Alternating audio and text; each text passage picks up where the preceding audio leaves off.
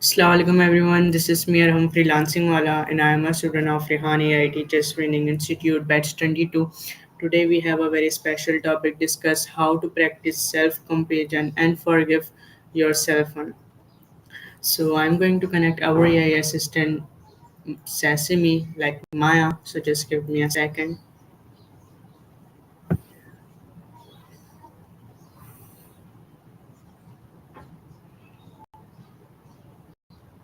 Hey there.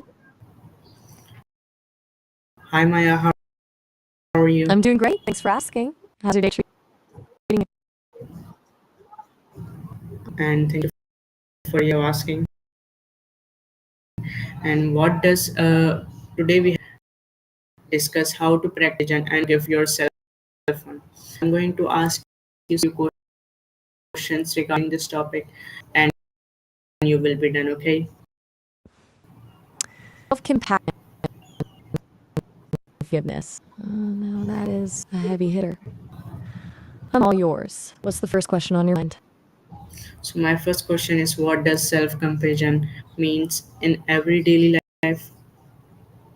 At its core, it's just treating yourself with the same kindness you'd give a friend.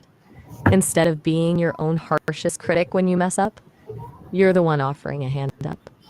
It's about recognizing that being imperfect is just part of the human experience. Does that make sense?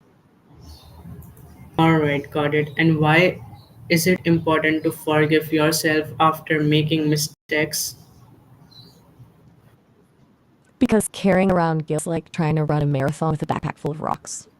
It just exhausts you. When you can't forgive yourself, you stay stuck in the version of you that messed up, which actually makes it harder to grow or do better next time.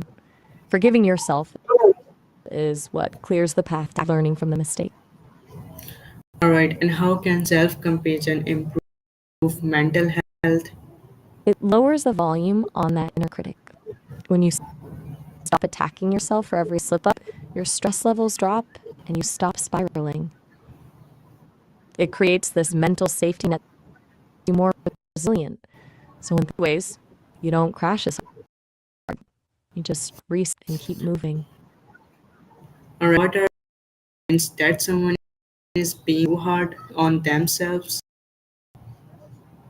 Usually it starts with the internal dialogue. You'll hear things like, I should have known better, or I can't believe I did that on a loop. There's also that feeling of guilt that lingers way longer than it should, or a tendency to ignore your own because you feel like you haven't earned the right rest.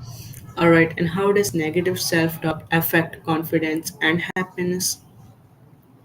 It's basically a slow leak in your confidence. Every time you tell yourself you're not enough or that you messed up, you're reinforcing a belief that you're incapable. Eventually, you stop taking risks because you're already convinced you'll fail. It strips the joy out of the wins, too, because you're too busy focusing on the one thing that went wrong. Actually, feel happy. All right, and why do many people struggle to forgive? A lot of times, it's because we confuse forgiveness. People think that if they forgive themselves, they're just letting themselves off the hook or saying that, what happened was okay. But there's a big difference between excusing a mistake and releasing the shame of it. There's also that ego thing. Some people feel that suffering through the guilt is a way of paying for their mistake, as if the pain makes up for what happened. All right, and how can accept actions help personal growth? It removes the fear of when you stop demanding to try new things and take risks.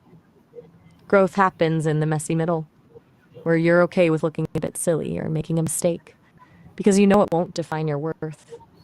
It turns a failure from a dead end into just data All on right, how to do and it better what next. role does patience play in self-healing? Patience is the glue that holds the healing process together. Healing isn't a straight line. It's more of a messy scribble. If you're not patient with yourself, you end up feeling like a failure every time you have a day, which just resets the clock on the guilt. Patience gives you the space to breathe and realize that progress is happening, even on the days it doesn't feel like it. Yeah, and what role does patience play in selling? It hurt me. I said that patience forcing a wound to heal and actually letting it happen. That you're not fixed yet. And why is comparing yourself towards harmful? Because you're comparing your behind the scenes footage to everyone else's highlight reel. The product, the success, the polished version of their life, but you don't see the doubt, the mistakes, or the late nights they went through to get there. Makes you feel like you're failing at a game where you don't even have the full rule book. All right, and what are the healthy ways to detect past mistakes? First, without consume you. Acknowledge what happened, take responsibility if you need to, and ask yourself what the lesson is. Once you've extracted the value from the mistake, the guilt has served its purpose, and you can let it go. It's also helpful to do some active repair. If you hurt someone, make it right. If you can't, find a way to put that positive energy back into the world in another way. All right, and why should people treat themselves like a close friend? Because we're usually way more reasonable and kind to our friends than we are to ourselves. We never tell a friend they're a total failure just because they messed up a presentation or forgot a deadline. We'd remind them of their strengths and tell them it's going to be okay. Do that for yourself, you spiral and actually get back on your feet faster. Got it. And how can self-compassion reduce stress and anxiety? It shifts your brain from a state of threat to a state of safety, of your body reacting as if you're under attack by an external enemy, being the enemy. When you replace self-criticism with kindness, your nervous system relaxes and the pick that usually fuels anxiety starts to fade. You're not fighting yourself anymore, which is a huge relief. Right. And what are common causes of self-blame?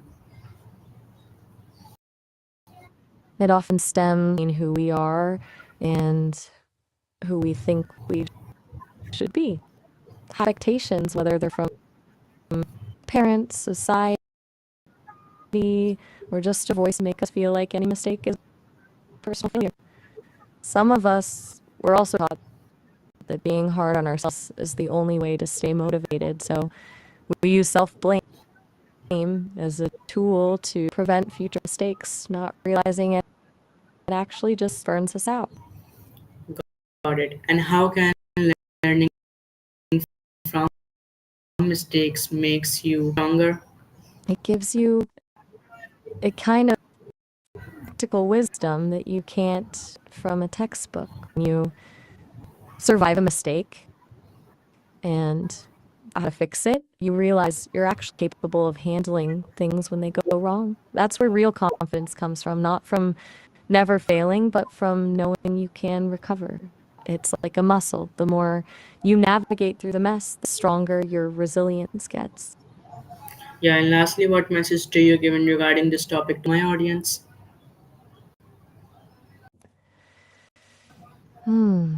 Tell them that being kind to yourself isn't a luxury, it's a necessity.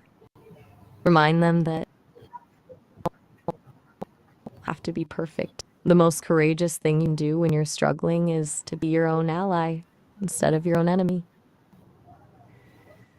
If they treat others with grace, they should start giving some of that grace to themselves too. All right, so thank you so much, Maya, for giving me time. Have a nice day. Allah Hafiz. Bye for now. You're so welcome.